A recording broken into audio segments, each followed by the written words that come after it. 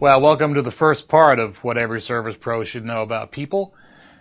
Called I'll Do This Until I Get a Real Job. A couple of goals that we have for this particular session is I'd like to help you understand your job in a little different way, perhaps, and also to help you understand what a guest is worth to you and what a guest is worth to your company. You know, one of the things that I knew was true for me, and I suspect that it could be true for you, is that I always like to learn, but I don't always like to be taught. So the purpose of this program, in this section in particular, is not necessarily to teach you anything, at least not in the normal way that we think about that. We have a model of education that's kind of based on stuff.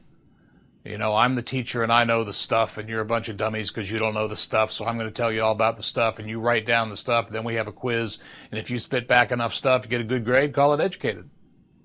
I mean, pretty much your experience of the education system. And I did pretty well in school because I figured out pretty quickly doing well in school was about passing tests. I didn't really have to learn anything. I just had to be able to remember it long enough to write it down.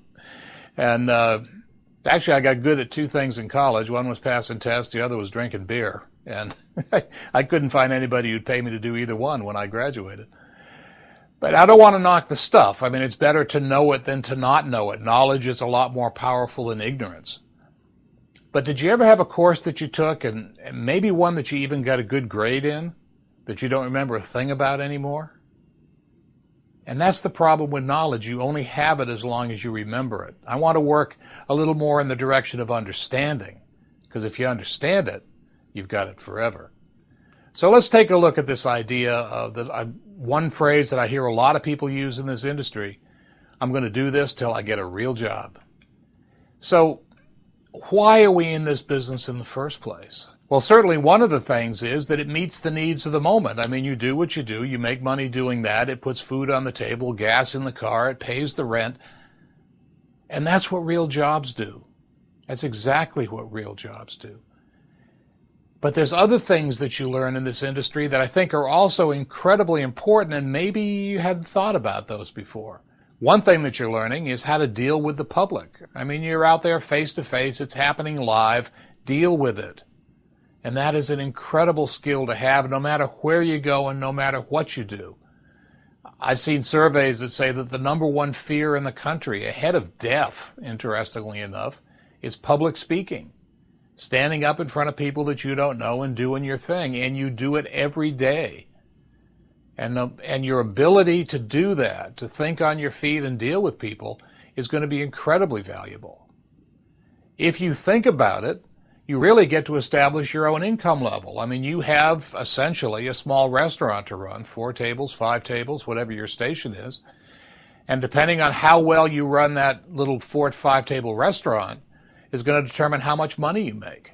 If you want to raise, just do a better job of taking care of the people that come in, and you can give yourself more money.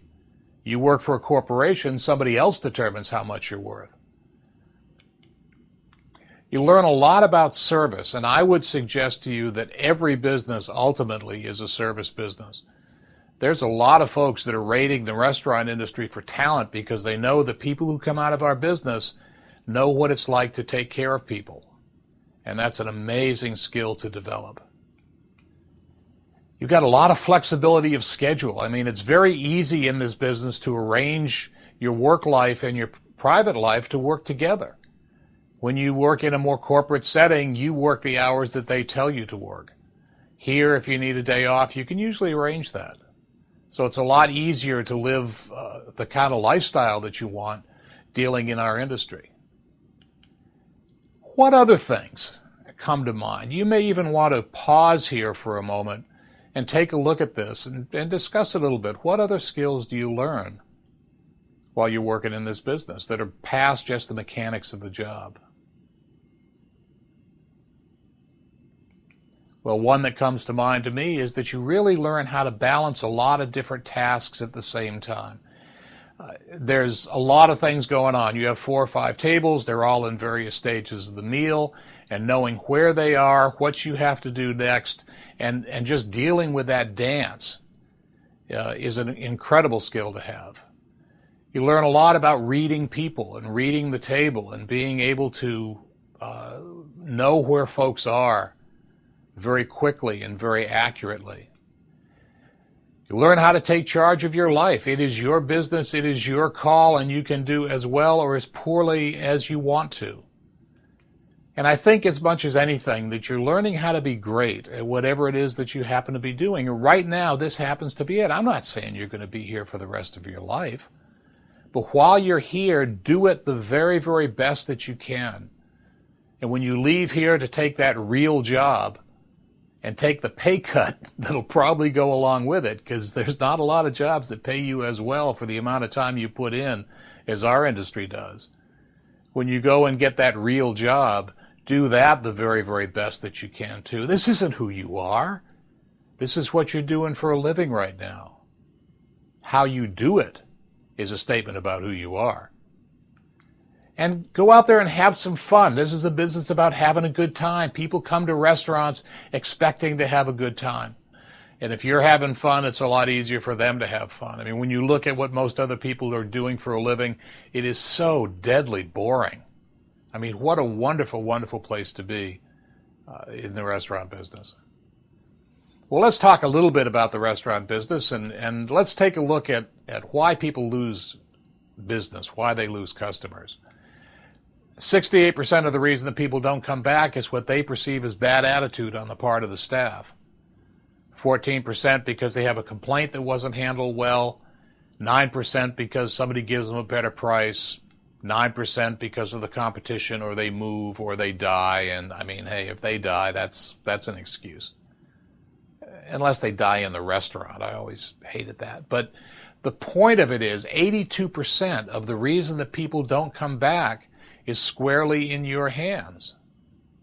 And I remember talking to a group of servers one time, and this little girl raised her hand, and she says, oh, wait a minute, you're saying that people come into restaurants expecting to have a good time, and the only person standing between them and a good time is me? I said, well, yeah, essentially. But that's the point, is that your attitude, your approach, the things that you know about people can be the reason that your business will grow or not. It'll be the reason that your income will grow or not. And so let's take a look at that, because what I will suggest to you is that nice guests are killing you. And you all know the nice guests. They don't complain no matter what happens to them. They'll come in and get treated badly. They'll have people seated before they are, but they don't complain. And they don't kick, and they don't nag, and they don't criticize, and they don't make a scene. And they don't come back. Have you ever been to a business, maybe it was a restaurant, maybe it was something else, had something less than a good time and just never went back and never said anything to anybody? Well, it's happening to you all the time right now. I mean, I'm not a big fan of statistics, but let me give you a couple of them. Typically, you're only going to hear from 4%. 1 out of 25 will actually tell you when things aren't right. The rest of them go away, and most of them don't come back. And that would be bad enough, but it gets worse because you've heard these numbers before. Somebody who has a bad time tells 8 or 10 people, and those people tell people, and the more we screw it up, the better the story is, and the more people they tell. If we do it right, people talk about that too. They don't talk about it as much. They'll talk to maybe 5 people, and people tend to like the bad news, it seems. So what does all this mean? I mean, you throw these statistics around and all these numbers can kind of make your eyes glaze over. So let me try to put all this into perspective. I sat down and I worked this out one time just to figure out what is it worth to make a guest happy. And here's the way I figured it. Let's say that you're a loyal, raving fan of my restaurant and I blow it with you for some reason. Well, there's 2 things that are going to happen. One is that there's a buildup of business that I'm not going to get anymore, because if you had stayed a loyal fan of mine, you'd be out there telling people, and they'd find out about the place, and they'd come in and be loyal fans, and they would tell people, and so that buildup of business is not going to happen. And there's a loss of business that is going to happen because not only are you not coming back, but you're going to go out and tell everybody you know what a total jerk I am, and don't waste your time there. And so I figured my real loss was where I would have been if I had kept you versus where I ended up because I lost you. And I sat down and I worked that out over about 5 years, because I think people have sort of a attention span with restaurants. And what it worked out to is that over 5 years, a guest is worth about 1,000 times what they would spend with you in the course of just a year. Here's what that means. Let's say that you have somebody who comes in and spends $50 a year with you, and that's nothing. They spend $50 a year with you and you lose it. You lose them for some reason. The company is out $50,000. And that's bad enough, but if they come in with a party of 4, you got to take it times 4, because you know if one person at the table has a bad time, everybody at the table has a bad time. $50,000. Let's put that into perspective. Assuming that even a 15% tip on $50,000 in sales, that's $7,500 that's not on the table anymore. And that's just one table. And you serve how many tables in a night? Times how many nights in a year? If those numbers don't scare you, you're not paying attention. So what it means is that over 5 years, a guest is literally worth hundreds of times what they might leave you in a tip today. So you have to start thinking past just how did I do tonight and take a look at saying, am I building a business for myself here that's going to cause people to be coming back over and over and over again and paying me over and over and over again? So a couple of quick points, the key things to think about as we move on here. This is a real job. I'm not saying that you'll do it forever. Who knows? Maybe you'll be here 40 years from now, and maybe not. But as long as you're doing it, do it the very, very best that you can. You're learning a lot of skills in this industry that are going to be very valuable to you no matter where you go and no matter what you do. So don't lose sight of those lessons. And understand that you can't afford to let anybody get away. None of us operate in a market that's big enough that we can afford to let any guest have a bad time.